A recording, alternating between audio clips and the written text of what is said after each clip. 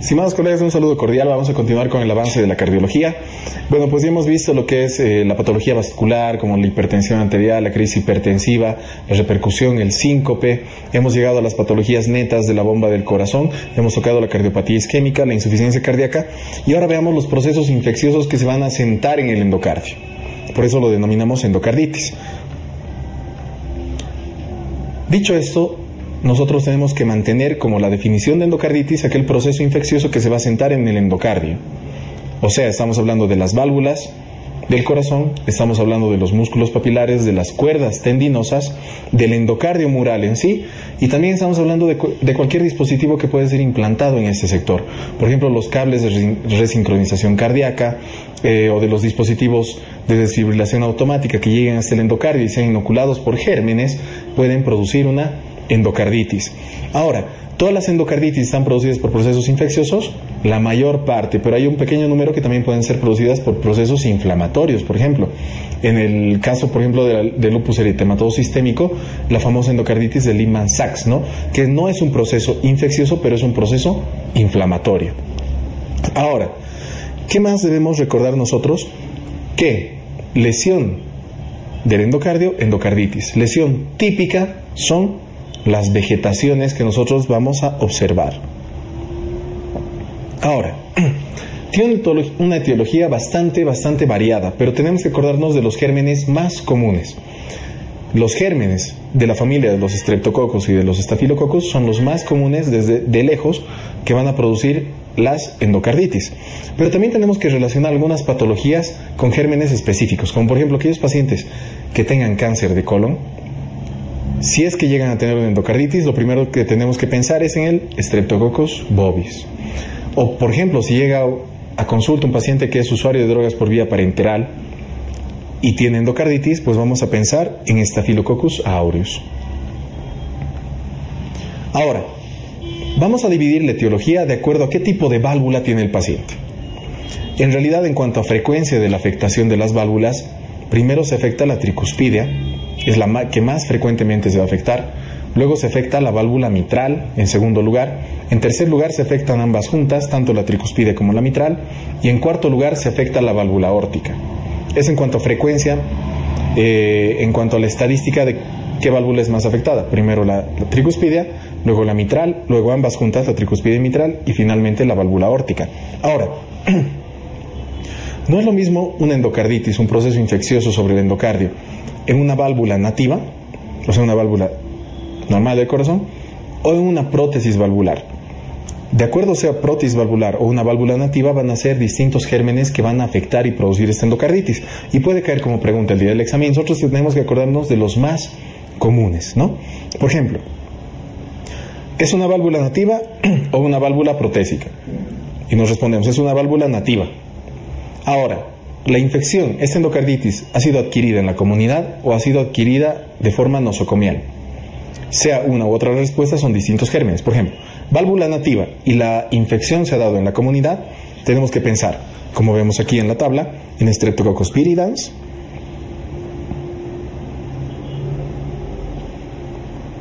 vamos a pensar en Staphylococcus aureus, en Enterococcus, o aquellos microorganismos pertenecientes al grupo HASEC. O sea, estamos hablando del Haemophilus parainfluenza, del Actinobacillus, del Cardiobacterium suminis, o de Legionella corrodens, o finalmente de la Kingella kingae. Si es que es una endocarditis de una válvula nativa adquirida en la comunidad. Pero ¿qué pasa si es una válvula nativa y la endocarditis ha sido adquirida nosocomialmente? Pues vamos a pensar en Staphylococcus, en ambos Staphylococcus, los más frecuentes, el aureus, el epidermidis, y también vamos a pensar en los Enterococcus. Ahora, si es que el paciente tiene endocarditis, pero sabemos que tiene una prótesis valvular, ¿en qué gérmenes vamos a pensar? Depende, si es que ha pasado dentro de los primeros 2 meses o luego de los 2 meses. Ahora, dentro de los primeros 2 meses o 60 días, pensamos en los 2 Staphylococcus, que son los que generalmente han podido afectar, ya sea el aureus o el epidermidis. Si es que es tardía esa endocarditis en un paciente con prótesis valvular, o sea que la endocarditis ha aparecido después de 60 días, vamos a pensar en los mismos que hemos mencionado hace rato, tanto el Staphylococcus aureus y el Epidermidis, pero también en el Streptococcus de tipo viridans. Entonces vemos que esta familia se parece mucho a la que es de válvula nativa adquirida en la comunidad, ¿no? Ahora, ¿cómo vamos a diagnosticar? Obviamente necesitamos saber que el paciente pues va a tener este proceso aislando gérmenes, o sea, necesitamos sí o sí de hemocultivos.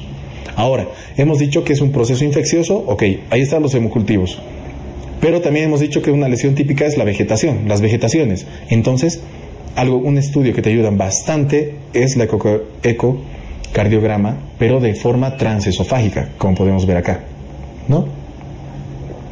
O el ecocardiograma transtorácico, que no ve muy bien estas vegetaciones, pero sí va a ver la repercusión hemodinámica del fallo valvular.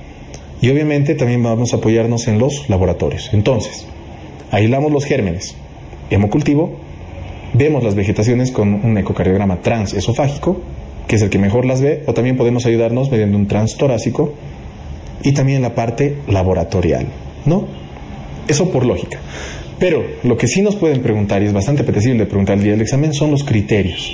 Y tenemos criterios, o sea, los más conocidos son los criterios de Duke, y vamos a tener mayores y menores. Ahora, los mayores, ya los sabemos porque los hemos repasado en la definición. Aislar microorganismos típicos de endocarditis, los que hayamos visto en tanto válvula nativa como en válvula protésica, pero aislar los microorganismos que sean típicos en 2 hemocultivos separados en el tiempo. Entonces tenemos 2 hemocultivos, hemos separado microorganismos, los mismos microorganismos, y son típicos de endocarditis, ya estamos teniendo un criterio mayor de Duke. Y el otro criterio, ¿qué será? La lesión típica del endocardio, que son las vegetaciones. Esos son los 2 criterios mayores, por definición. El endocardio está infectado, necesito aislar gérmenes comunes y típicos de endocarditis. Los aíslo, ya tengo un criterio de Duke. ¿Cuántos hemocultivos necesito? 2, separados en el tiempo, es un criterio de Duke, mayor. El otro criterio mayor, la lesión típica de la endocarditis, que son las vegetaciones en el corazón. Ahora, criterios menores, todos los que te puedas imaginar. Si hemos dicho que los gérmenes típicos son un criterio mayor, pues los gérmenes atípicos, los que no son muy comunes, va a ser un criterio menor. Fiebre, que el paciente, o sea, estamos hablando de un proceso infeccioso, que tenga fiebre va a ser un proceso menor. Criterios inmunológicos, también los vamos a considerar. El factor reumatoide, un criterio menor. Las manchas de Roth, los nódulos de Osler, criterios menores. Procesos valvulares, o vasculares, también los vamos a considerar criterios menores, como por ejemplo una embolia arterial. O sea, estamos hablando de un proceso infeccioso que ha podido causar una embolia a nivel de los vasos sanguíneos, un accidente cerebrovascular, aneurismas, hemorragias, etcétera. O sea, procesos vasculares que han podido crear esta patología, estos gérmenes, este caldo de cultivo que ha ido al corazón y produciendo endocarditis, lo consideramos como un criterio menor, ¿no? Y pues factores que sean predisponentes, como por ejemplo, habría tener un criterio mayor. Y ¿qué otro factor me podría ayudar a pensar en endocarditis? Los antecedentes del paciente. Exactamente. Que sea un usuario de drogas por vía parenteral. O sea, ya estoy teniendo otro criterio. O que tenga una implantación reciente de una válvula. O que tenga cables en el corazón de algún dispositivo. O una patología vascular, etcétera. Ya me llevan a pensar en criterios menores. Los criterios menores pueden ser muchos y son más que todo de lógica. Los que no me tengo que olvidar jamás son los mayores. O sea, las vegetaciones y los hemocultivos, 2 positivos separados en el tiempo, de gérmenes típicos. Ahora, ¿cómo voy a realizar el diagnóstico? 2 criterios mayores, más un criterio menor, diagnóstico de endocarditis. Un criterio mayor y 3 criterios menores, diagnóstico de endocarditis. Y si es que no tengo ningún criterio mayor, necesito 5 criterios menores para diagnosticar la endocarditis. Ahora, vemos que hemos tenido tablas bastante sencillas para separar los gérmenes más típicos, ya sea una válvula nativa o una válvula protésica, y vamos a estudiar el tratamiento de la misma forma. ¿Ya? Es una válvula nativa, hacemos un tratamiento porque son estos gérmenes. Es una válvula protésica, este otro tratamiento porque son otros gérmenes. Y vamos a repasar un poco. Por ejemplo, si es una válvula nativa, vamos a ver si es que esa endocarditis ha sido adquirida en la comunidad. Lo que vamos a utilizar más que todo es la combinación de ampicilina y sulbactam con gentamicina. Estas tablas son para que te las memorices, para que les repases muy bien en la parte de los ABCMEDs, pero las vamos a mencionar en este classmate. Y ahora, es una válvula nativa, pero la infección la ha adquirido de forma nosocomial. Vamos a cambiar un poco el tratamiento, mantenemos la gentamicina, pero vamos a asociar a vancomicina y a una fluoroquinolona. a la ciprofloxacina. Eso en cuanto a válvula nativa. Pero ¿cómo vamos a realizar el tratamiento en una válvula protésica? El paciente tiene una válvula protésica, ya sea temprana o tardía, el tratamiento va a ser el mismo.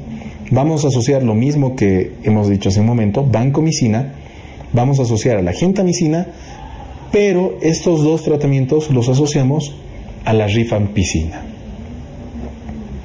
Ahora, hemos visto que hay gérmenes específicos, de acuerdo a patologías, pues también tendrán tratamientos específicos. Por ejemplo, veamos, que sea una válvula nativa y que solamente hemos aislado el Streptococcus viridans. El tratamiento va a ser penicilina G o una cefalosporina junto a la gentamicina. En el caso hipotético de que sea una válvula nativa y que hemos aislado Streptococcus viridans, penicilina más ceftriaxona más gentamicina. En el caso de que sea el Staphylococcus aureus sensible a la meticilina, vamos a utilizar oxacilina o cefazolina asociada o no, de acuerdo a las características del paciente, a gentamicina.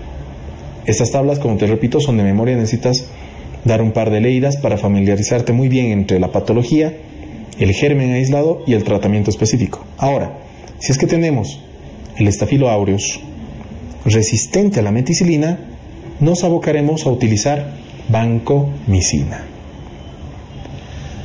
Dentro de la profilaxis, necesitamos nosotros ver que este paciente ha podido tener... ¿Cuándo realizamos la profilaxis en primer lugar? En pacientes que tengan mucho riesgo de tener una endocarditis, tengan factores de riesgo y se vayan a someter a un procedimiento dental. ¿A qué nos referimos? Puede ser un paciente que ha tenido antecedentes de una endocarditis anteriormente y se va a realizar, un tratamiento de cualquier diente. Necesitamos nosotros dar un tratamiento preventivo, profiláctico. ¿Y qué tratamiento lo vamos a dar? Amoxicilina 2 gramos por vía oral, 1 hora antes de este procedimiento. Pero no todos los pacientes pueden tomar amoxicilina, no todos los pacientes pueden tomar los betalactámicos o las penicilinas semisintéticas. Pues tenemos que tener opciones. Y una de esas opciones va a ser la amoxicilina vía oral. No la utilizamos, pero sí vamos a utilizar la clindamicina 600 miligramos 1 hora antes del procedimiento.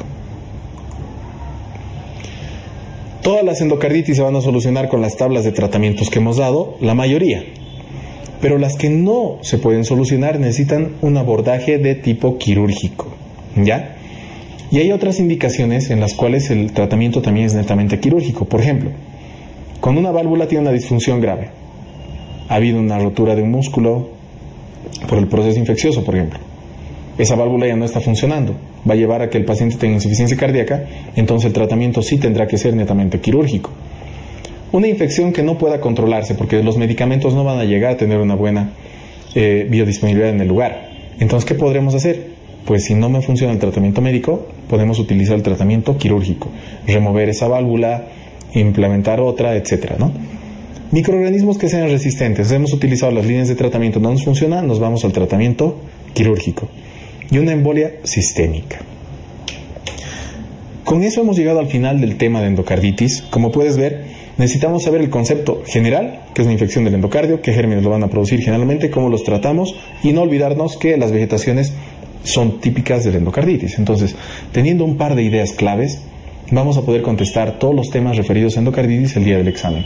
Espero que este tema haya sido de bastante ayuda en tu preparación y pues nos veremos en el siguiente tema de cardiología.